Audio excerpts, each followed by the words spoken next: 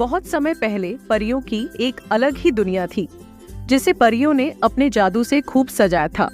स्वर्ग से भी सुंदर पूरा शहर, जिसमें हर परी खुशी खुशी रहती थी। सभी परियों को अच्छे से जादू करना आता था। परियों की रानी सभी को एक छड़ी दे रखी थी, जिसमें बहुत सारी शक्तियां थी। इसी छड़ी के जादू से ये पूरी दुनिया बसाई थी। पृथ्वी पर हर इंसान एक बार इस दुनिया में जाना चाहता था, लेकिन ये किसी के बस की बात नहीं थी। रानी परी की एक छोटी सी बेटी थी, जिसका नाम एंजल था। वह पूरे दिन परीलोक में उड़ती रहती थी। एंजल के पास एक छोटी सी छड़ी थी, जिसे वह जब भी ऊपर करके कहती, हे, मेरी जादू की छड़ी, मुझे आसमान में ले चलो, तो वह आसमान में पहुंच जाती थी। ऊपर से देखने पर परीलोक बहुत सुंदर नजर आता था। एक दिन एंजल उड़ रही थी, तभी वह उड़ते उड़ते अचानक बादलों से ऊपर पहुंच जाती है। उसे नीचे का कुछ भी दिखाई नहीं दे रहा था। नीचे उसे केवल बादल ही नजर आ रहे थे। कुछ देर बाद जब वह नीचे की ओर आती है तो देखती है वह परलोक से पृथ्वी की ओर आ चुकी है। ये मैं कहाँ आ गई? एंजल बहुत डर जाती है। वह वापस परलोक जाने के लिए मुड़ती है। तभी वह एक पक्षी से टकरा जाती है। टक्कर होने के कारण उसके हाथ से छड़ी छूटकर नीचे गिर जाती है। ओह, मेरी छड़ी कहाँ गई? अब मैं वापस कैसे जाऊंगी? एंजल को अपनी छड़ी को ढूंढने के लिए धरती पर उतरना पड़ता है, क्योंकि उस छड़ी के खो जाने पर उसकी जादुई शक्तियां भी कुछ देर में ही खत्म हो जाती हैं। एंजल जब नीचे आती है तो वहाँ एक जंगल था। वह बहुत डर जाती है। वह एक घास के मैदान में जाकर अपनी छड़ी ढूंढने लगती है, लेकिन बहुत देर ढूंढने के बाद भी जब छड़ी नहीं मिलती तब वह रोने लगती है। दूसरी ओर एंजल के न मिलने पर रानी परी बहुत चिंतित हो जाती है। वह अपने सिपाहियों को उसे ढूंढने के लिए भेजती है। सिपाहियों, जाओ मेरी बेटी को ढूंढो। लग रहा है कि वह पृथ्वी पर कहीं खो गई है। एंजल की रोने की आवाज सुनकर पास ही एक घर में एक लकड़हारे की पत्नी जाग जाती है। वह अपने पति से कहती है, मुझे लगता है कोई बच्चा रो रहा है। यह सुनकर लकड़हारा अपनी कुल्हाड़ी उठाकर बाहर चल देता है। तभी उसका बेटा गोलू कहता है, पिताजी, मैं भी आपके साथ चलता हूँ। कहीं यह कुल्हाड़ी देखकर बच्चा डर ना जाए। दोनों बाप बेटे उस दिशा में चल देते हैं जहाँ से आवाज आ रही थी। लकड़हारे को एक छोटी सी परी रोती हुई दिखाई देती है। वह उसके पास जाने लगता है। तभी गोलू कहता है, रुको पिताजी, मैं जाकर पूछता हूँ। लेकिन लकड़हारा कहता है, नहीं बेटा, कहीं इसने तुम्हें नुकसान पहुंचा दिया तो क्या होगा? गोलू कहता है, पिताजी, वह कितनी परेशान लग रही है, मुझे जाने दीजिए।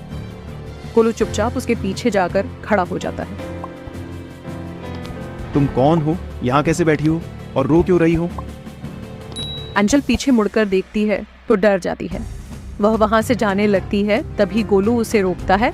रुको परी रानी, मुझसे डरो नहीं, मैं तुम्हारी मदद करने आया हूँ। एंजल कहती है, तुम मेरा पीछा मत करो प्लीज। माँ ने कहा था इंसानों के पास नहीं जाना चाहिए। मेरी माँ कहती है कोई भी परेशानी में हो उसकी मदद जरूर करनी चाहिए। वहाँ मेरे पिता खड़े हैं, वो भी तुम्हारी मदद करने आए हैं।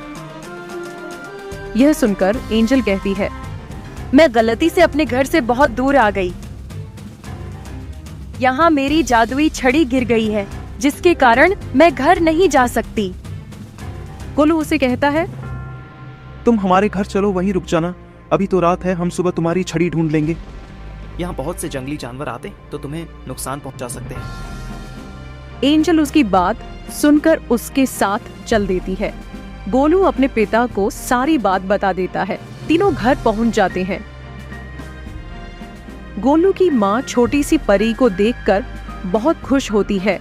वह कहती है, एंजल, तुम हमारी मेहमान हो, यहाँ आराम से रहो, लेकिन सुबह अंदर ही रहना, नहीं तो किसी ने तुम्हें देख लिया तो तुम्हें पकड़ कर ले जाएंगे। एंजल बहुत खुश होती है। गोलू की माँ उसे खाना देती है, जिसे खाकर एंजल कहती है, यह तो बहुत स्वादिष्ट है, मैं अपनी माँ को बताऊंगी। अगले दिन सूरज निकलते ही गोलू अपने पिता के साथ छड़ी को ढूंढने निकल पड़ते हैं, लेकिन बहुत ढूंढने के बाद भी उन्हें छड़ी नहीं मिलती। शाम को दोनों थक हार कर घर आ जाते हैं। एंजल यह सुनकर बहुत उदास हो जाती है। उसे अपनी माँ की याद आ रही थी। वह रोने लगती है। गोलू और उसकी माँ उसे चुप कराते हैं। अगले दिन दोनों बाप बेटे फिर से नई जगह छड़ी ढूंढने जाते हैं। जब उन्हें कहीं भी छड़ी नहीं मिलती तो वे अपने घर के लिए खाने का सामान लेने बाजार में जाते हैं। लकड़हारा जब सामान खरीद रहा था तभी गोलू की नजर पास ही में सुनार की दुकान पर रखी एक छड़ी की ओर जाती है।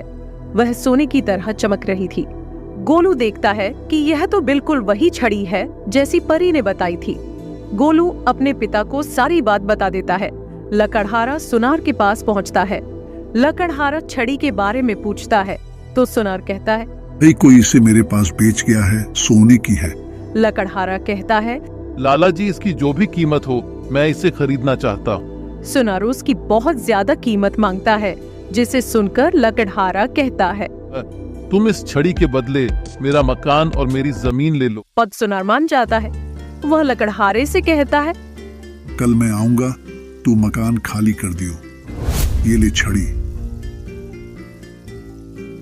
गोलू छड़ी लेकर बहुत खुश होता है। दोनों घर आ जाते हैं। गोलू एंजल को छड़ी दे देता है। एंजल छड़ी पाकर बहुत खुश होती है। एंजल कहती है, आपने मेरी बहुत मदद की है। मैं आपको हमेशा याद रखूंगी और आपसे मिलने आऊंगी। Bye bye. गोलू की माँ कहती है, ठीक है बेटी, हम भी तुमसे मिलकर बहुत खुश हैं। तीनों मिलकर एंजल परी को विदा करते हैं। एंजल परी छड़ी की मदद से उड़कर बादलों के पार चली जाती है। उसके जाने के बाद तीनों बहुत उदास हो जाते हैं क्योंकि उनका घर और जमीन चली गई थी। सुबह तक तीनों अपना सामान बांध रहे थे, तभी सुनार आ जाता है। तीनों एक बैलगाड़ी में अपना सामान रखकर वहां से चले जाते हैं। सुनार घर को अपने कब्जे में ले लेता है। लकड़हारा अपनी पत्नी और बच्चे के साथ पास ही के जंगल में एक तंबू बनाकर रहने लगता है। दूसरी ओर जब एंजल वापस परीलोक में पहुंचती है तो उसकी माँ बहुत खुश होती है। एंजल अपनी माँ को सारी बात बताती है।